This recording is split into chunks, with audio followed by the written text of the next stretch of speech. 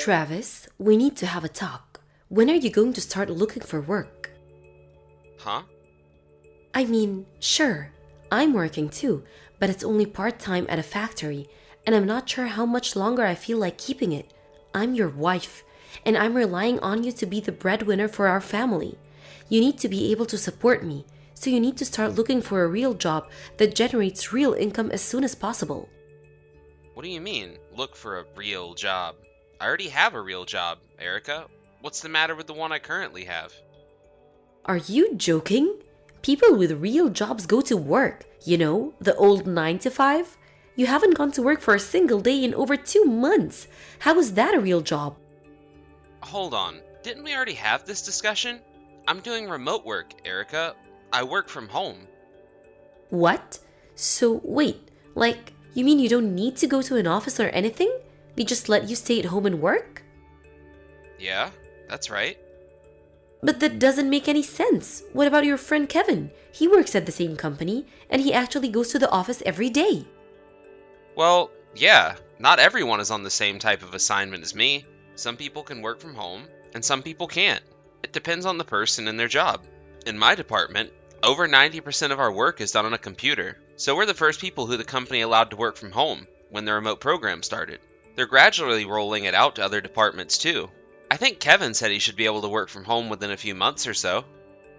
So, you started working from home or whatever, and then 2 months later you got fired? Fired? What are you talking about? If your work is so pointless that you don't even have to go to the office.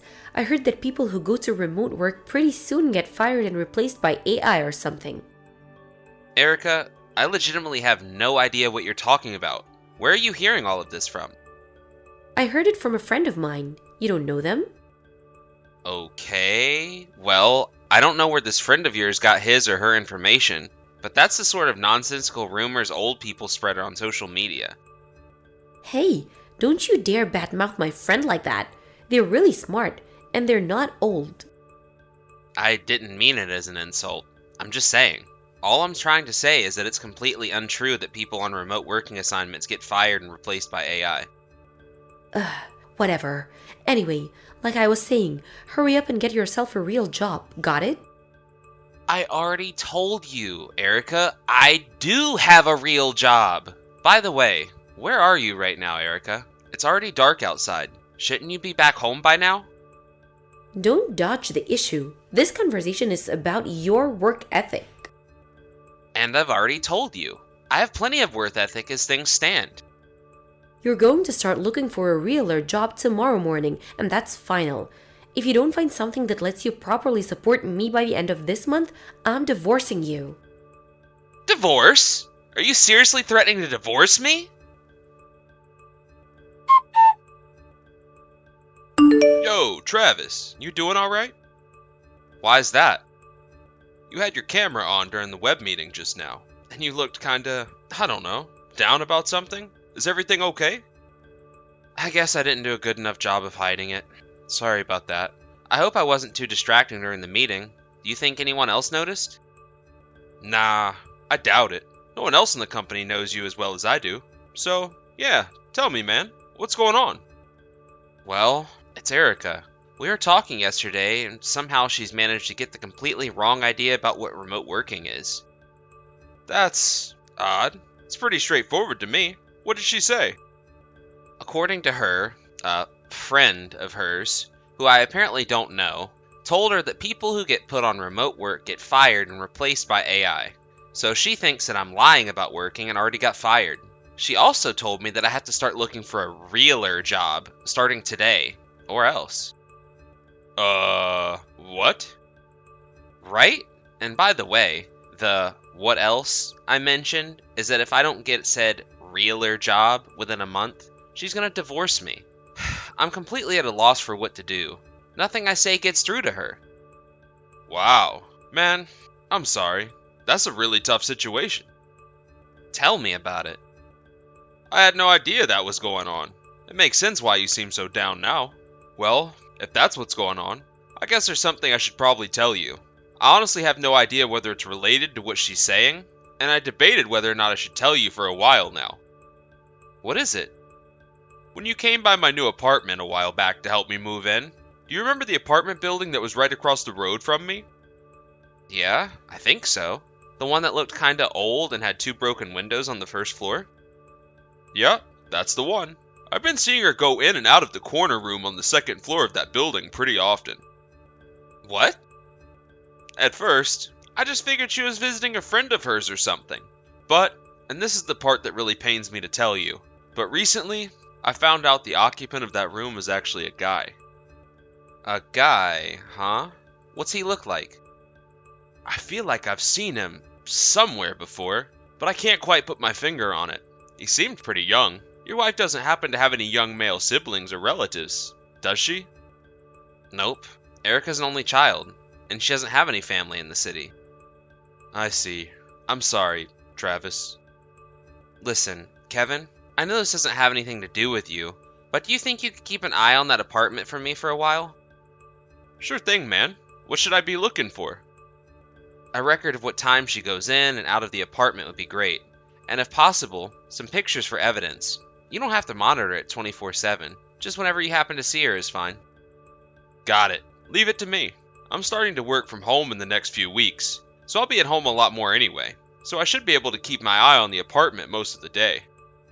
I'm really sorry to drag you into all this, Kevin. Hey, I'm your friend, aren't I? I'm glad to help however I can. I'll find some way to thank you for this. It really means a lot to me. Well, Travis. Here we are, the first day of a new month, so let's check up on your progress since I gave you my ultimatum, shall we? You haven't spent any time looking for a real job over the last month, have you? Yeah, well, I've been too busy actually doing the real job I have right now to look for another real job. Are you telling me you want me to get a second job or something? I'm already pretty busy as things are. I didn't say that. Don't put words in my mouth. All I want is what any rational wife wants. A husband who is actually willing to do the work required to support her. Okay, since I'm supporting you plenty well right now, I guess that means I don't need to find the new real job then. You're not fooling anyone, Travis. I know you got fired. How many times do I have to tell you this? No, I didn't get fired, and no, I'm not about to get fired and replaced by AI. How do you not understand this? You're under 45 years old. Everyone in our generation knows about remote work. How many times do I have to tell you this? I don't believe you. My friend told me all about how remote work really works. You're gonna get fired within a few months if you haven't been already. My God, how stupid do you think I am? Alright, then how about you go ahead and give my company a call? If you ask for my department, that should put you through to the secretary who knows I'm still working there. You're just gonna call them ahead of time and tell them to lie to me? This has got to be a joke. I got you all figured out, Travis. Your little plan isn't going to work. I'm not gonna become the breadwinner for you, so you can stay home and play video games and Kevin all day. Kevin doesn't even play video games. And seriously, I have no idea what you're talking about. Either regarding remote work or my supposed plan to make you become the breadwinner? Seriously, Erica, can you please calm down and have an in-person conversation with me about this? Calm down? How am I supposed to calm down when you're trying to mooch off of me for the rest of your life? Ugh, that's it. I'm done having this conversation with you. I wanted you, Travis. Either you get a real job or I'm divorcing you. So guess what? I'm divorcing you. I already signed my name on the divorce agreement and left it in the mailbox. Hurry up and take it to the courthouse. I don't believe this. Alright, fine. If that's what you want, I'll take the divorce agreement to the courthouse this afternoon. Goodbye, you freeloading slacker. Yo, Travis. Your wife just went into that guy's apartment. Although, it looks like he isn't home right now. She was carrying a couple of bags with her. Did something happen over there? Yeah, she just left the divorce agreement in the mailbox and told me to turn it in. For real? Yep, I suppose it was only a matter of time. I looked into the guy who owns that apartment, so I'm fully prepared on that front. Ha! You work fast. Hey, it's all thanks to you. I don't know what I would have done if I didn't have you helping me out. I talked to my superior about what's going on, and he's letting me take the afternoon off, so it looks like the show is about to start. Awesome. Give him hell, man. Oh, trust me, I'm gonna give him hell, and then some. Neil Hartford, 23 years old, room 201, New Rise apartment building, just down the street from the central subway station. What? It just so happens that he was hired by my company a few months ago. What are you talking about? I'm not interested in beating around the bush here, so I'll get straight to the point. What point? You're not making any sense. I know everything about the man you've been having an affair with. What? Did you really think that I was unaware? Wait, so you really know? Oh my god, Erica. Did I not just send you his name, age, and address? Yes, I really know.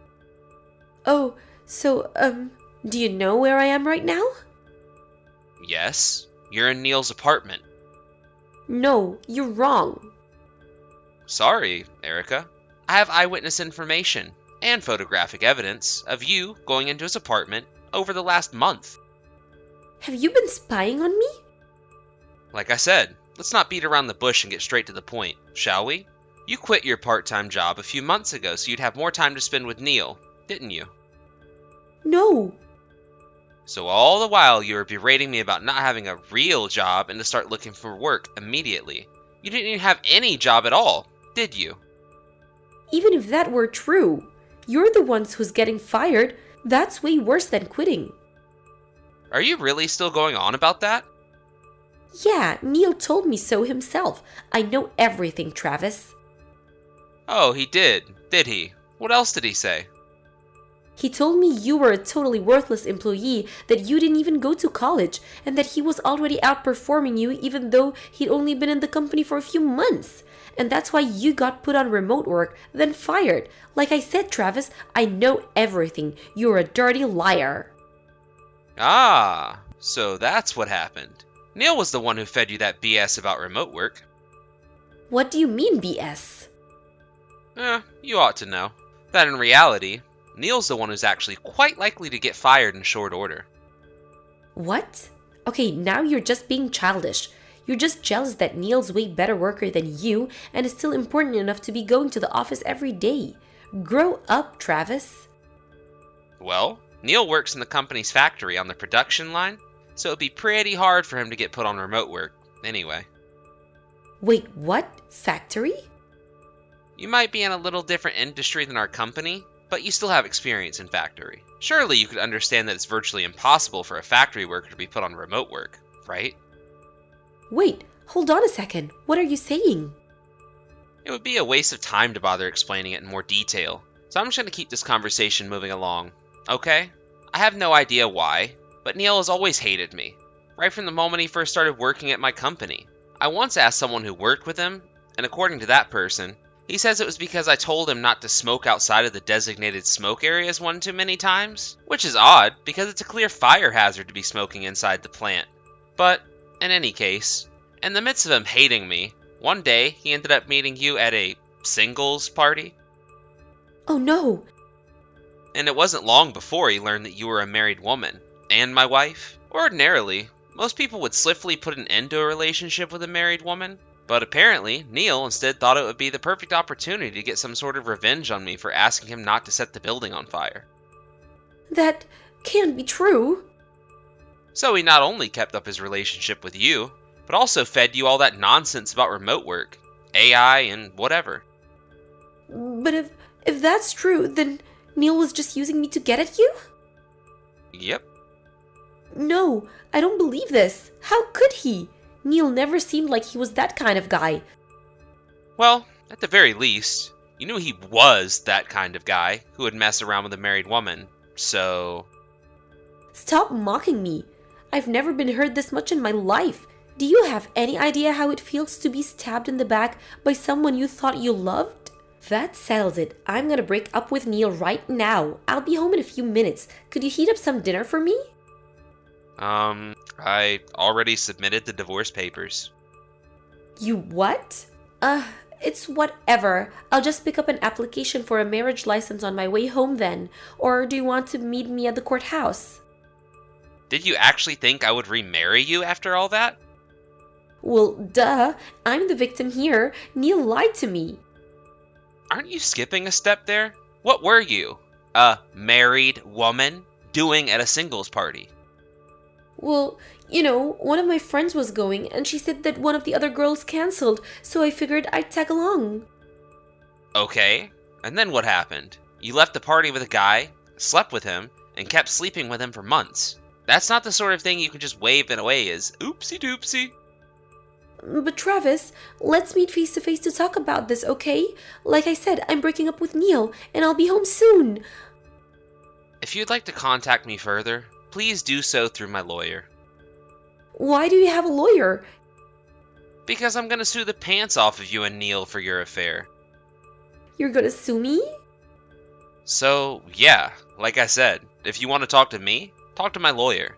He'll be giving you some documents within the next few days, so be ready for that. Don't do this, Travis. I'm gonna break it off with Neil.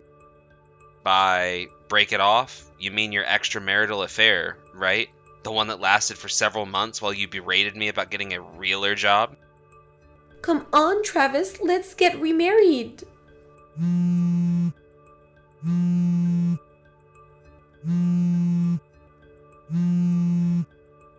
Travis, pick up the phone. Erica rushed as fast as she could to my apartment after that, but I had already headed over to Kevin's place by the time that she got here. So instead of having a heart-to-heart talk with her furious ex-husband, she got to have a heart-to-heart talk with her furious parents. I told them everything Erica did, as well as my plan to punish her, and they were waiting for her when she got there. They did me the favor of keeping her there until my lawyer could come and talk to her. I also made the same sort of arrangement with Neil's parents. As promised, I sued the pants off the both of them. I negotiated for a lump sum payment, which they both have already paid in full, with the help of their parents. I heard the other day that Neil got fired from his job shortly after that. It would seem that I was not the only person who he had a ridiculous one-way grudge against. When I think about Neil's actions, I suppose you could say that Erica was in some sort of ways a victim in all this, but her behavior overall was just way too awful to overlook. The last I heard, she was working 3 jobs a day to pay her parents back for the money they lent her during the lawsuit.